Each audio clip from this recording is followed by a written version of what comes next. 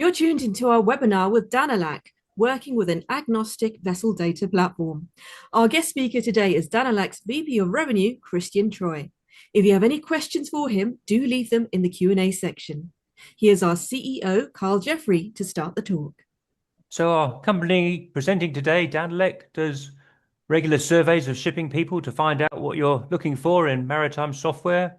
And it saw an interesting change in your responses between 2020 and 2025. So in 2020, you said you wanted the best of breed, so the best software you can find to do any specific task. But in 2025, you said it was more important to have software tools which are easier to integrate with all the other software applications and data sources that you have.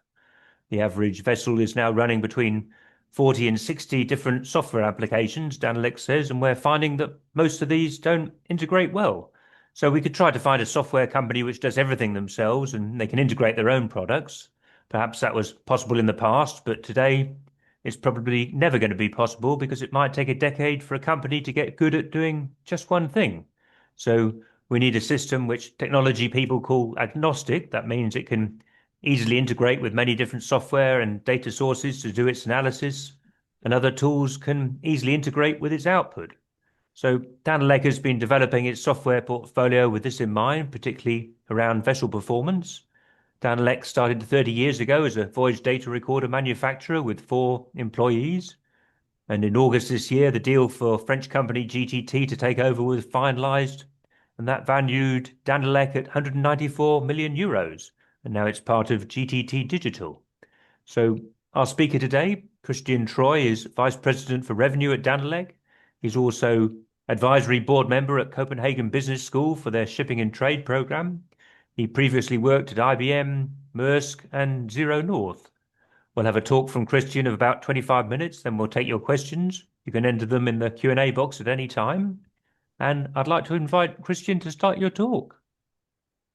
Thank you very much, Carl. A pleasure to meet you all. Looking forward to this session today, and I'll try to be make it tangible and concrete, and talk about what we do. And thank you for the kind introduction as well. I'm gonna start off with a little bit of background, as Carl also alluded to, in around the Danelec history and also what is happening, and that will segue into a more concrete, tangible conversation around data capturing, etc. I don't think with Carl's introduction, and thank you for that. I don't think I will have anything more to add except the fact that I started out my career actually sailing, not on conventional vessels, but on gray warships. So that's perhaps the only thing that is missing. But spent the majority of my career sort of in the intersection between maritime and tech, with a distinct focus around software.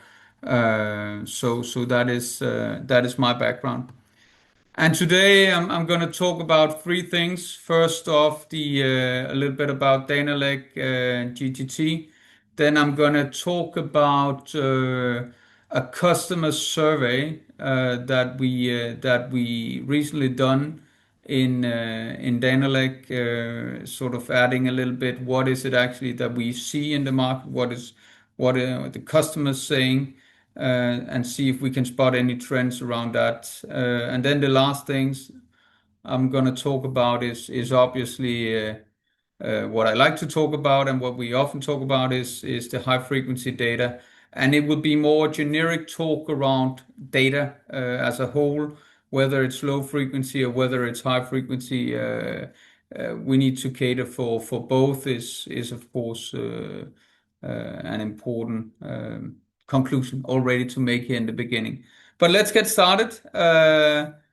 Danelec, 30 years in the market, started out as a small garage shop in just outside Copenhagen, building electrical components to the maritime industry.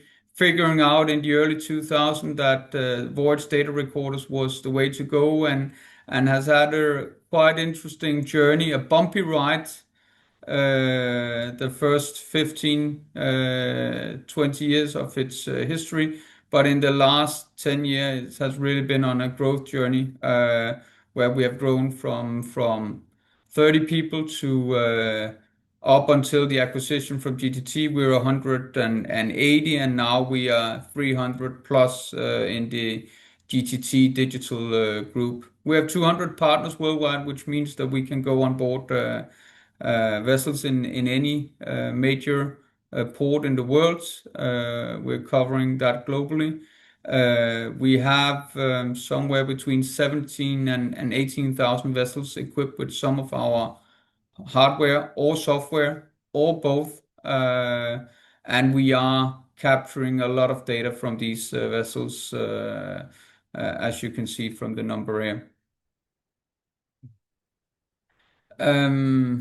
Shown in a different way, founded in 95, 30 years later, acquired by GTT.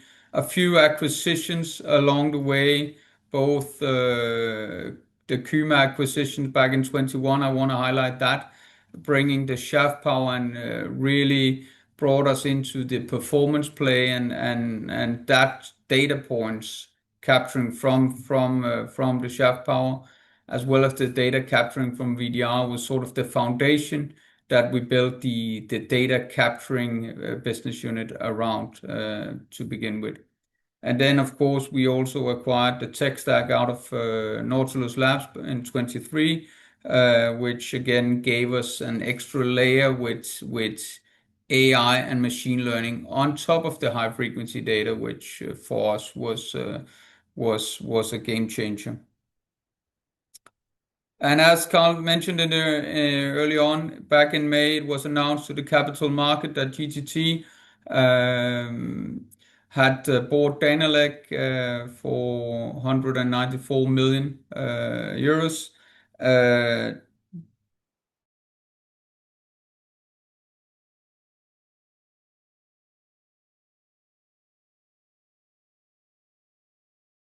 Best from not only two worlds, but GTT has also acquired a number of companies, so merging all of that together into one. I'll come back to that, so this will just be a cliffhanger.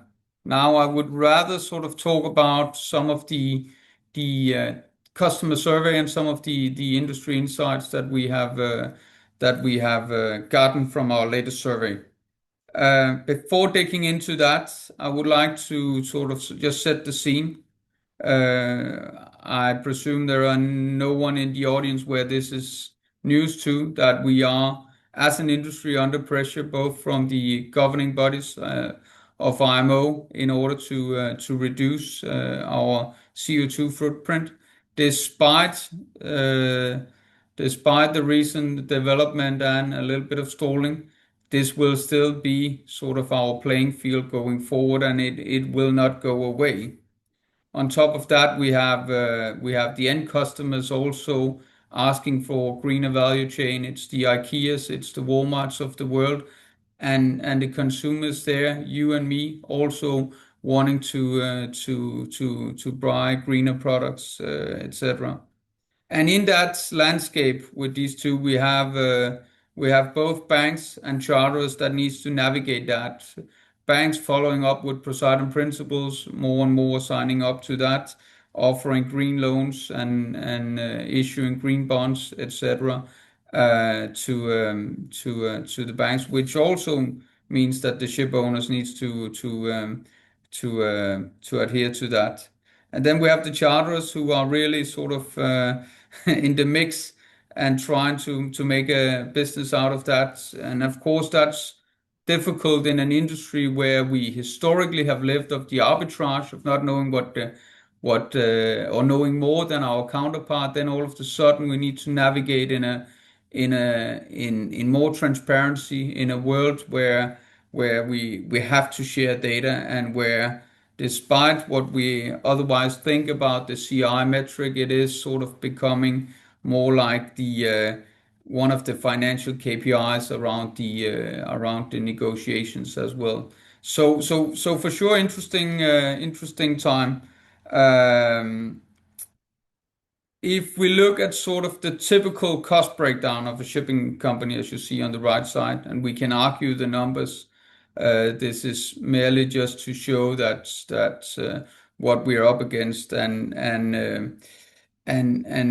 with these regulations coming in, then it's clear that it is important for all of us to do something around the optimization, because the world's fleet, the age of the world fleet is still close to 20 years. So not all vessels are new and equipped with dual fuel engines, etc. So optimization is definitely needed. So in order to remain competitive, you must, that's our firm belief at Danelec, must adopt some sort of technology that can help you deliver that.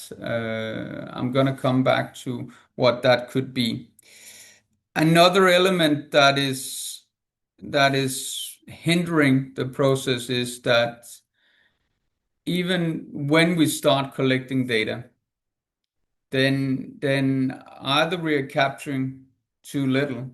That was what we sort of said a few years ago, but we're seeing that now we're actually entering into an age where people are capturing a lot, some even too much, but not really utilizing the data to its fullest.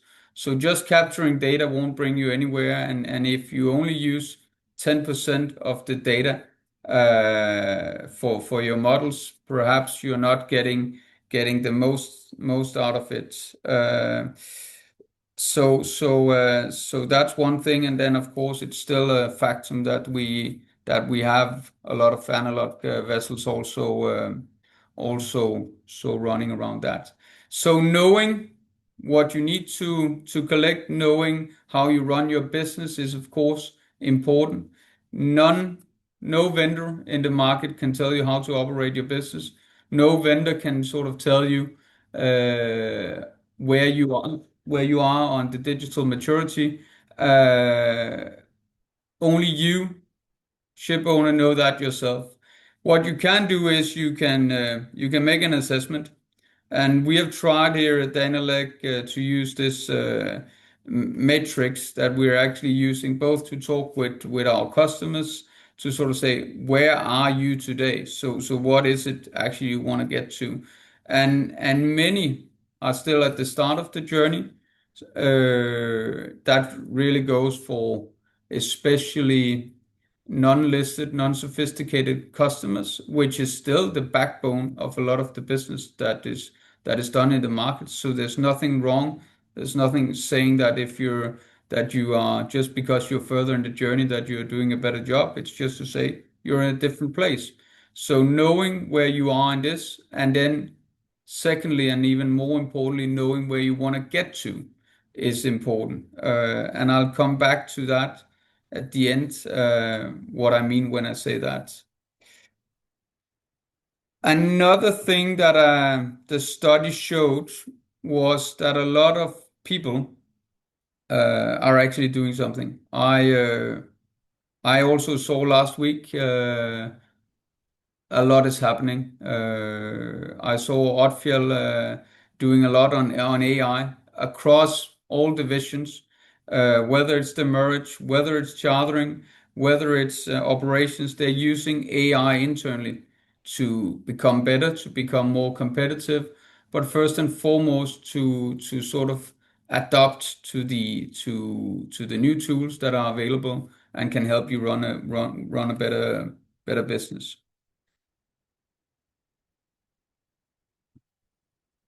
Now, I come from the vendor side, and sometimes you see me reach out on a mail. Sometimes you see some of my colleagues reaching out and asking for a meeting, wanting to try to sell you something. And we are fully aware that we are not alone in this. So there are many vendors out there claiming that they can help you optimize, and that you should do something, all with a good purpose in mind, all with good ideas.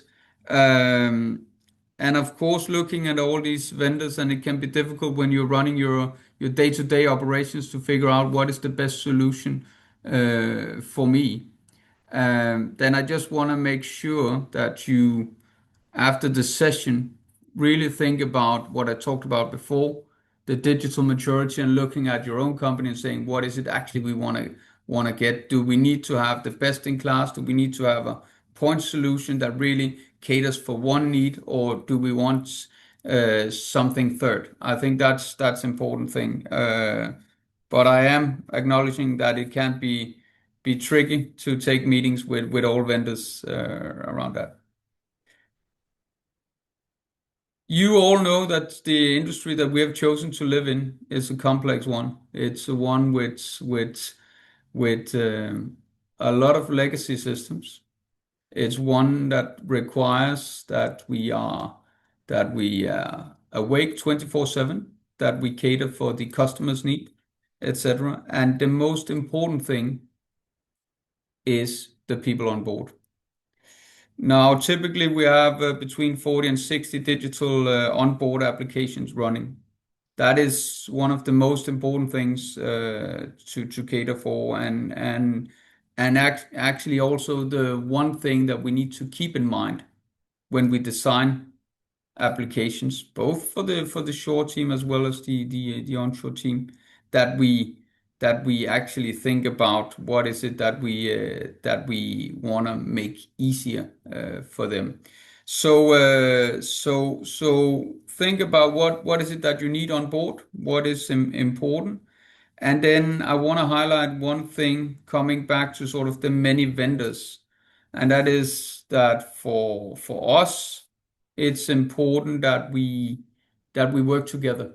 It's important that we do not look as one vendor in silo, but we need to take data in from various different systems, some legacy system, old systems, some new systems, but that we remain open to working together. Now, I've taken in a few examples here from one of the ones that we work with, both StormGeo and NAFTA as well, where we collect data and can pass it on to either from the digital logbooks or send data to the S insights for StormGeo. So just saying, we are, as I often say, fully agnostic, meaning that we can take any data and pass it on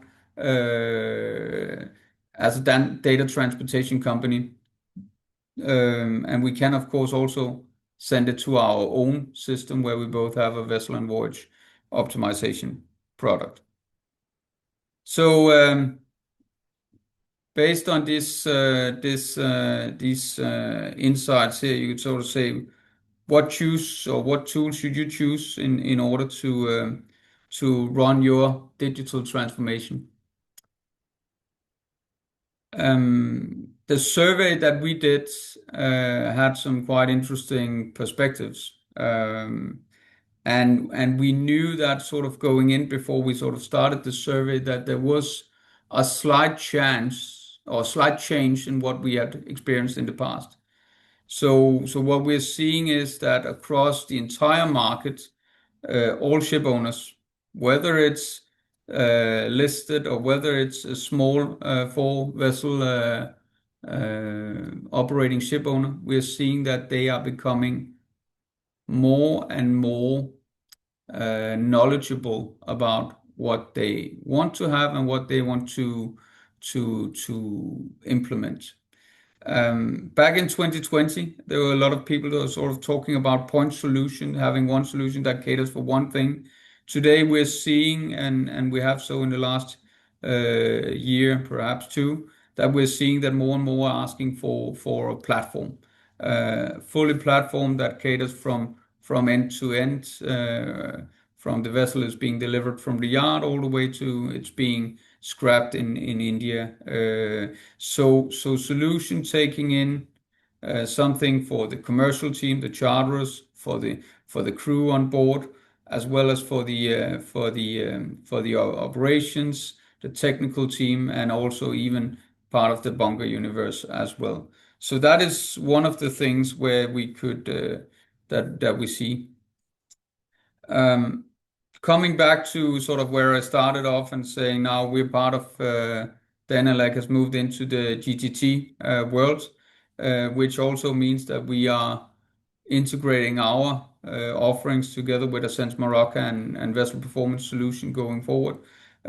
So it will be at one point a uniform platform catering for everything around that. One platform for all vessels and all fuels is sort of our value proposition going forward. If we look at the savings potential, and I know there's a lot of people on the call today, and there are probably just as many definitions of the savings here as people on the call. So I'm happy to after the this session to go in and we can do a deep dive on all the numbers on the right side. These are our estimations based on one of our vessels that we have done, and it's back to sort of saying that Danelec is, with our offering, we are sort of catering for between 60 and 70% of the OPEX for the vessel, and can help give recommendation on what you should do. At the end of the day, it's you as ship owner who makes the decision, or as an operator making the decision that is required.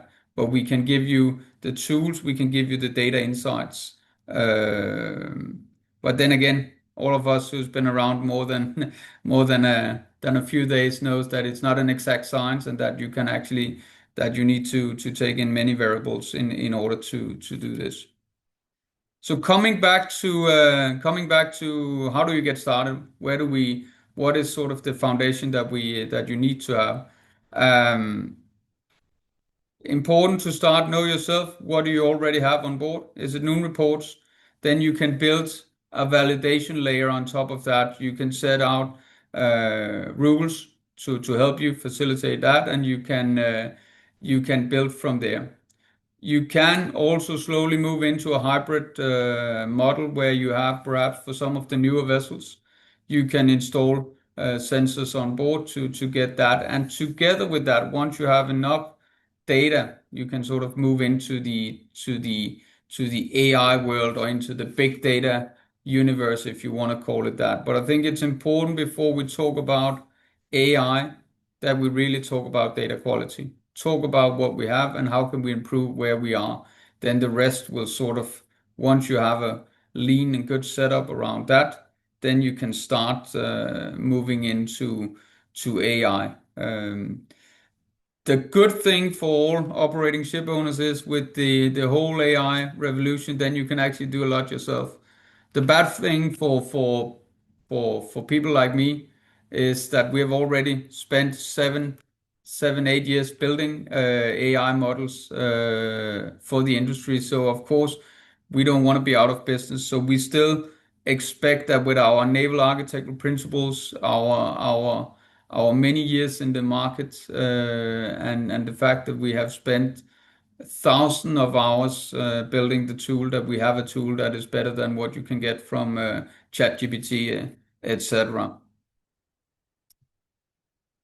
I want to end sort of the session with just illustrating an example of one of our clients, and what they have saved from having sort of a hybrid model. And it's a container operator in Asia. We had 10 container vessels operating with them, 5 on high frequency data and 5 on Noon reports. And what we could actually see, based on the data and based on the recommendations that we gave, that the high frequency data equipped vessel actually saved almost 13x of what the Noon reporting vessels was saving, purely due to the fact that getting better data in, making faster decisions around that. So a huge savings potential in having high frequency data. So we really see a good economic impact, as well as the environmental impact that is important as well. So in conclusion, I started out by saying that I wanted to talk about three things. I think we did. One thing was just an update on Danelec and GTT, and definitely we're here to stay. We are committed to the industry, and we're not just a new company venturing into the industry with no insights. No, we've actually been around for a long time. GTT has been around even longer than we have. Then talking a little bit about where you are and the customer insights that we talked about, digital maturity. What do you need to know? What do you need to do in order to get started? And then lastly, sort of with that insights from today, hopefully that will help form some good decisions and also hopefully create a stronger P&L for you. Thank you very much. There's a link also to a report that we have done here, where you can actually see some of the data that can be used and how you actually get some call to actions based on that. Thank you very much. Well, very good. Okay, so we've got two. We're in the Q&A session now. We've got two questions coming in. So Pravendra Singh is on his LinkedIn. He says he's a technical director at CTS, former digital lead technical Anglo Eastern. But I'm sure his question is very good, but I don't actually understand it. Is there any foresight on the actual emissions measurement? I don't know if he means insight on the emissions management. I don't know. Do you understand the question, or maybe Pravendra, do you want to say a little bit more about what you mean there?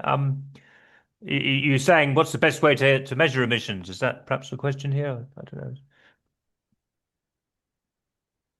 Are you online, because then then you can formulate the question yourself if. Well, you can't join live as an attendee, but Okay, that's fine, but we can answer that, Carl, yeah. and thank you for that. I think it's a good question, and I think it's it's the top priority for a lot of companies and around the globe, and it's definitely when it's top priority for our customers, then it's top priorities for us. So yes, we have an emission module. We are having partnerships with DNV and with the other class societies around sending data to that, both the Noon report as well as the high frequency data. So we actually have the necessary KPIs in order to cater for what is in the market right now. But we also seeing that this is something that is changing all the time worldwide. So there might be metrics of tomorrow where we are not ready to have the answer today. Wow.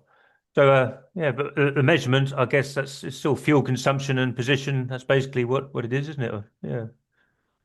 Yeah, it's both that, but if I understand the question correctly, it's just as much about the emissions, right, that we're talking and what that's the Or measuring calculations the behind it. emissions. Yeah. Yeah. People talking about emission sensors now actually in the funnel. I don't know if that's something you're hearing more about, or isn't it direct measuring them directly, isn't it? Yeah. So Chris Huxley Reynard is from AST, marine engineer in the UK. Used to be lecturer at the University of Bristol. So he's asking, what do you mean by high frequency data? We had the same question in Bergen. Yeah, that's a good question, and actually, it's one that you don't when you live it every day, you don't really think about it. So when I talk about high frequency data, I talk about capturing sensors from on board, sending that every 1 or 5 minutes or whatever it is that it comes, and of course when we talk about the performance universe, then of course having fuel flow attached to it, having sort of a shaft power sending data are some of the critical ones in order to calculate performance metrics around that. Now I'm not here advocating to sort of go full-fledged high frequency at any price, because I also know that there are many old vessels where perhaps it doesn't make sense until you do a fleet renewal. So that's fully fine. So if you are sticking with the Noon reports, and there's one thing that I actually like about the Noon reports is that you can hold somebody accountable and for what is in the Noon report. That's more tricky if you have a sensor on board to hold that one. But that is the accountability, of course. So what I mean when I say high frequency data is everything that has a frequency that is higher than a Noon report. But for us, every 5 minutes, sort of sending the data, so you can act on that. Wow, very good. So we're going to Singapore now. Kirill Vinokurov is a superintendent technical and sustainability with Anglo American. How do you measure your saving from high frequency data? Yeah. How do we measure? We measure on several different points. Of course, we measure on we create a report, counterfactuals we call it, where we sort of say based on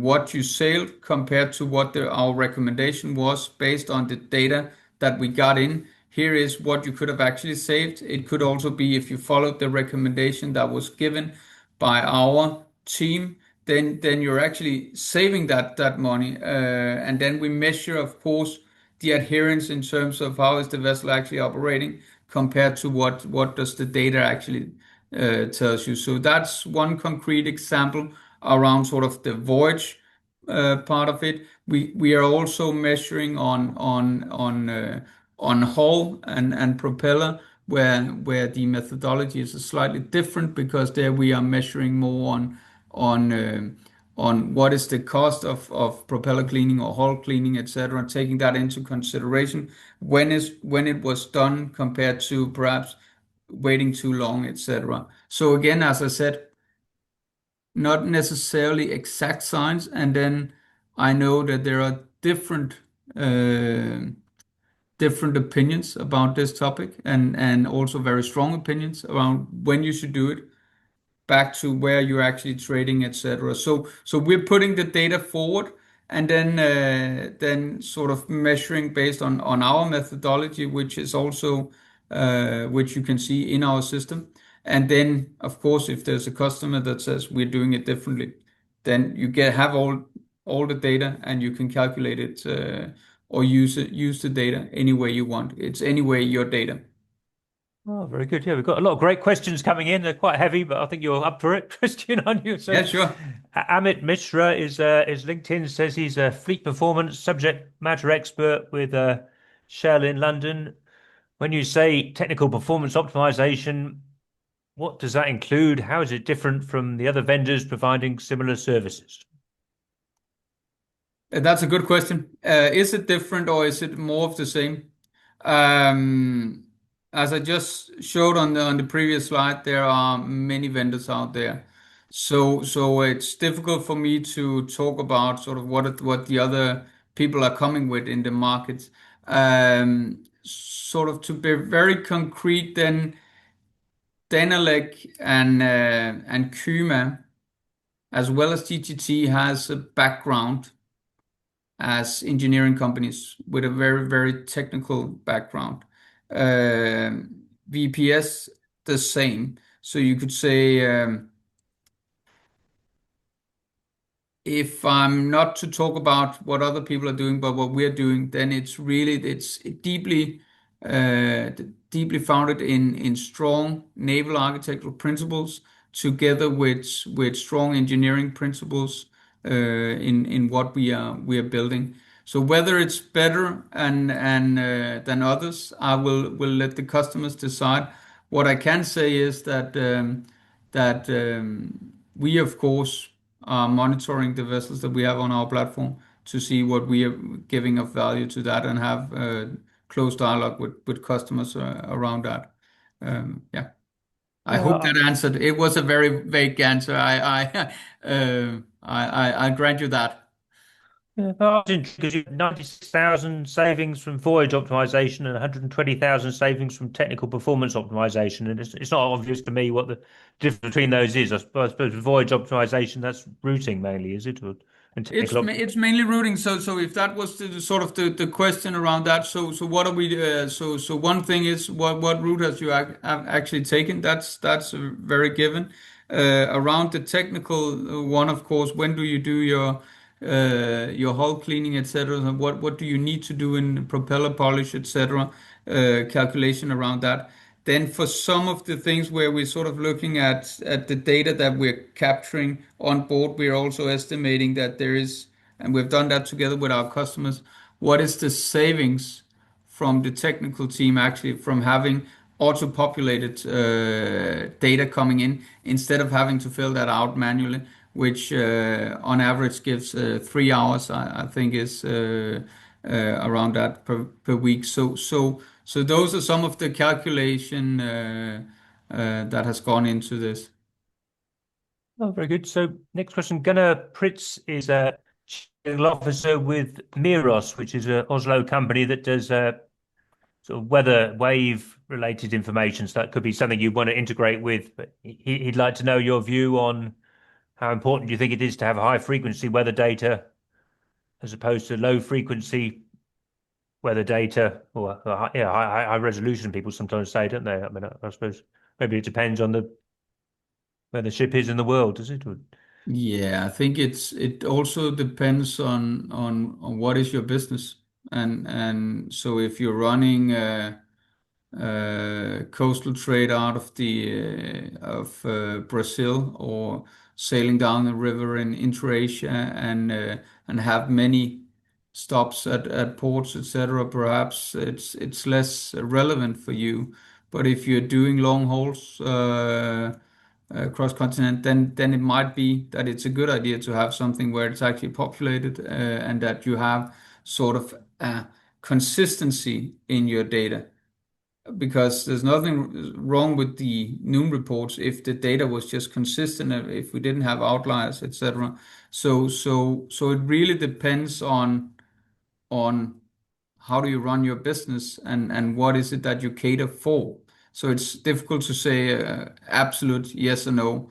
I have a strong opinion myself that it's the more data, the better. But it's under the notion that you need to utilize the data. So if it's just more data for the sake of more data, then it doesn't really matter. Oh, very good. Maybe we'll stick on the same themes with this last question here. Arvind Sharma, so he's with the technical department of Mediterranean Shipping Company. What is the delta? I guess it means the difference, the gap between high frequency data or just getting noon report data. This has a direct impact on CII grades. I'm not talking about efficiency. It's just measurement. So I think that's about, yeah, how much better is it to have, is it worth investing in high frequency data? I guess that's what a lot of shipping companies are thinking about now, isn't it?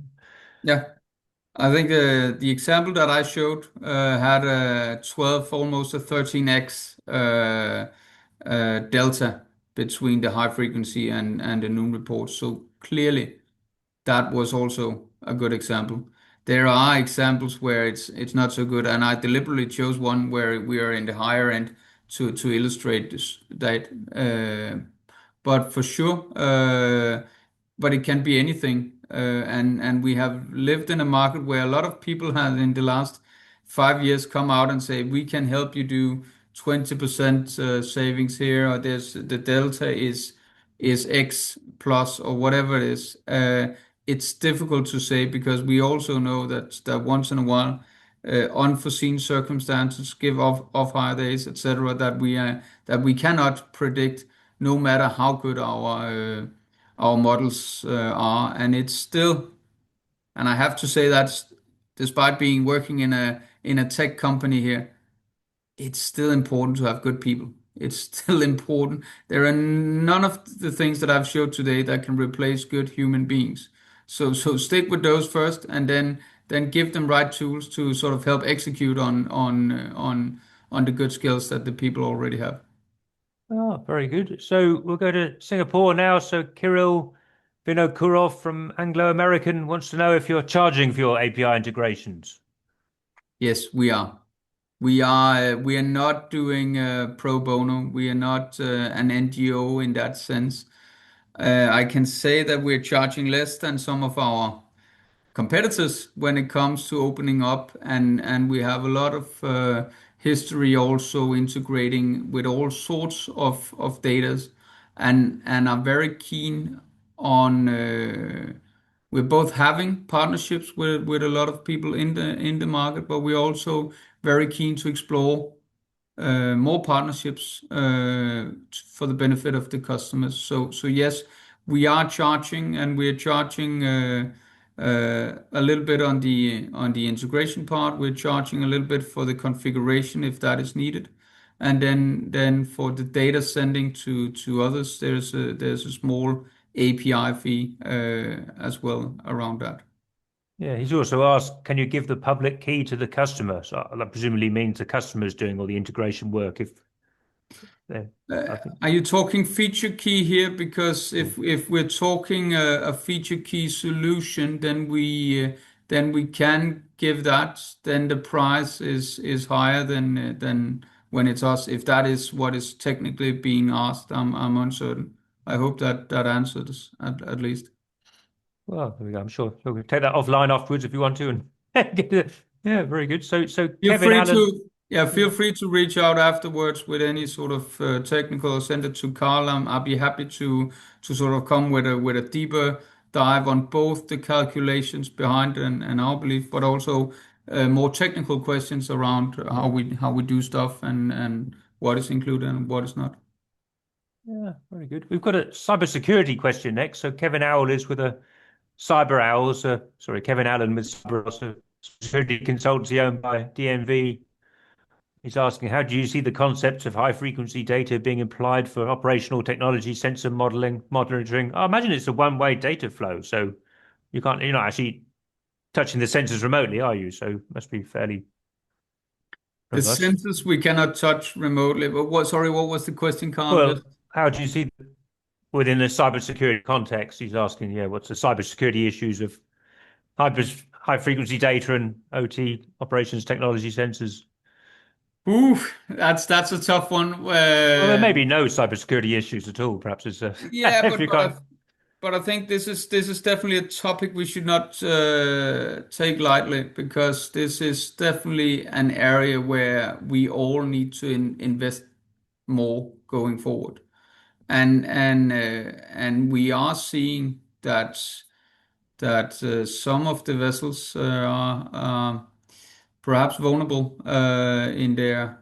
They don't have same firewalls as we do when we're sitting in office, and we need to change that. We have an E27 cyber approval from DNV around that. Is that enough? Yeah, on paper it is. Then on top of that, we run penetration test every year to sort of with external companies to sort of see if they can get into our systems on board, etc. Of course, in order to close any loopholes that we have in the system. Um, Now, I can also, based on what this gentleman is probably more knowledgeable around the cyber area than I am, but what I can say is this is for us an area where we invest heavily in, and we have for a few years in order to cater for that. So the short answer is I'm seeing that this is definitely something we cannot hide from, and we need to do more. Oh, very good. So next, Arvind Sharma from Mediterranean Shipping Company. So he's not happy with your answer about HF data or wants more detail. So before we venture into high frequency data, we have to think about what we really want to do with it. How do we want to configure it? He says, what's your view on it? Just say 5 main pointers. I mean, I thought it's very hard to get specifics because it's kind of general benefits, isn't it? Or broad or Um, if you're running a liner company, then it's not so much around the vessels per se. It's sometimes more about the boxes and what you're carrying. Uh, where are the boxes, and when do you need to deliver them, etc. There are a number of things operationally, and I don't know whether I can limit that to five. What I can say around container liners, typically they like to have more data than dry bulk vessels, for instance. They are really keen on exploring data. Um, I showed the digital maturity curve early on, and as simplistic as it might seem, I think it's a good foundation to start at least the process and think about how do we want to run this from the technical team, the operations team, the management team, the chartering team, and then figure out what is that we need to do. Is high frequency data always the key? Many times it can be. But then again, cargo is still king, and boxes in this is still the most important thing. So shipping that at the right time and getting that according to what has been agreed in the CP is of course superseding everything. But five things. Um, think about the boxes. Think about perhaps also. The operations team, that how are you operating your vessels? What is the most important there? Then think about whatever commercial terms you have in place. Are there anything there that can be optimized? Then I would say when we talk about container vessels, port congestion has been a problem from it's perhaps not so much these days, but making sure that you get to the port at the right time is really important. And the fifth thing comes back to what is the fuel of tomorrow, the multi-fuel future. Is there anything we can do around that in order to measure around that? So I don't know whether it was concrete enough, but I'm again happy to take some of these as well after. Oh, container boxes, management, operations of the ship, commercial terms, port congestion, and the fuels of tomorrow. That's five. Don't know if that's the sort of pointers you're looking for, Arvin, but you can go back and say if you. And emissions and point number six, we Oh, emissions. We need to have mission. emissions in there as well, Carl. I think Yeah, that's. yeah, very good. A point that crossed my mind. So people always talk about data standards every now and again in shipping, and generally it seems like it's very, very difficult to develop data standards, get everyone together to agree. But obviously, it'd be very useful when we're talking about multiple companies who want sensor data that all wants to integrate. Do you have any perspective on? I heard DMV has a project with data standards and emissions, but I don't know if it's going to die like all the other standards projects did that I've seen over the last 20 years, or it'll get traction behind it. Is that you think about? We've talked a lot about it for sure Yeah. in various contexts, and whenever you go into a segment-specific sort of um, NGO, then they're all lobbying for having. We need to have a standard for tanker vessels. We need to have a standard for dry bulk vessels. We need to have a standard for container vessels. And then somebody else is saying we need to have a standard across everything. Of all vessel types. This is, I think it's difficult in our industry due to complexity to get this fixed. Otherwise, we would probably have done so. That being said, we should still be ambitious. Also, when it comes to standards, we should also be ambitious around sort of making sure that we are sticking to that. But whether we can have one that fits all, I don't think so. But having a few that fits for segment wise, I hope so. But then again, I also know that it's tricky, difficult, and requires long conversations and convincing various places. Yeah, do we have something of a standard map emerging in what companies do? So I guess there's a sort of standard components, digital components. You've got the sensor companies, the people who gather sensor data like you do, the people who put sensor data on the cloud, the people who work out how to optimize routes, people who work out how to optimize vessel operations. I kind of imagine a future where maybe you can pick and choose which company in each group you want and maybe change them if you're not happy with them. I don't know if that's where you think we're going. Um, where I'm hoping we're going, if we go into the departments of hopes and wishes, then it would be nice if all vessels are sort of had a large standardized set of data running in a data lake where where if you're sitting on the outside and you were a class society, you knew exactly we need these data points to go in here. Own a report, knew exactly where to get the data. You didn't have to get somebody to fill it out. It was sort of auto-populated, etc. You had sort of emissions report coming in, whatever you needed to deliver to the bank in order to cater for whatever covenants that might be set up for you running this, and then a commercial pad as well that could send all the commercial data around that. That would be an ideal dream scenario, um, and something I would love and something we should strive towards, I think. But we need to look at the vessels that are currently sailing on water and saying, are they equipped to do this? Currently, no. The average age of our fleet is 19.4 years old, which means and if we think that the lifetime for a vessel is 25 years old, then there are a few that will be scrapped in the next coming years.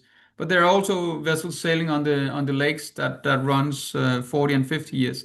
So before we sort of have a fleet renewal, before we have sort of this mindset instilled in the newer vessels, I don't foresee it coming just overnight. But this Yeah. is for sure the dream. Yeah, I mean, I guess if our main theme of the discussion is digital integration. I suppose there's many ways to do it, because the other way to do it is lots of point-to-point integrations where you keep the context, you know exactly what the data is, because people say when you put it into a data lake, you can lose it or forget what generated it or lose the labeling on it. Or, I mean, maybe a more point-to-point is what we're going to, or this to this to this, the sensors to the box to the. Yeah. Agree. Yeah, agree, Carl. Yes, very much. Oh, very good. Yeah, no, it's a very interesting discussion. I think hopefully we can see a picture. This whole picture is maturing, and people are thinking a lot more hard about what they want software to do. And I guess that's very important, as we see from the questions in here. We've just got a few minutes left, and there's no more questions. But I don't know if you want to leave any closing words to how people should go from now, or what you'd like people to contact you about, or. Yeah, sure. I think the important thing is thank you for the for some of the questions here, and if my answers were not uh, clear enough, then for sure reach out We have a afterwards. compliment from Arvind here. It says, "Excellent guidance. Thanks, Christian. It's really apropos." It's very happy with Okay, your answer thank you there. okay, thank you for that. If there are others that are not, then please let me know. No, I think this is a team effort, like so many things. So I think let's make sure that we work together on finding solutions around this, and then also, if I just want to leave one thing, I think it's important to remember that we still.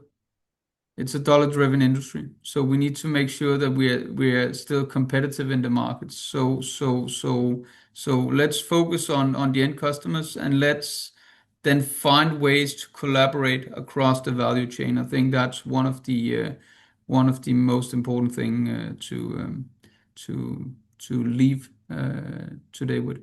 Yeah, very good. Well, hopefully we'll do a lot more of this in 2026, because it's obviously a big subject. There's a lot to do. How you get a whole chain from sensor data to where you can actually make a really good decision about it. And this is a step along the way. So that's the end of the webinar. Thank you very much, Christian. And I shall pass back to Farah for the closing words. Cheers.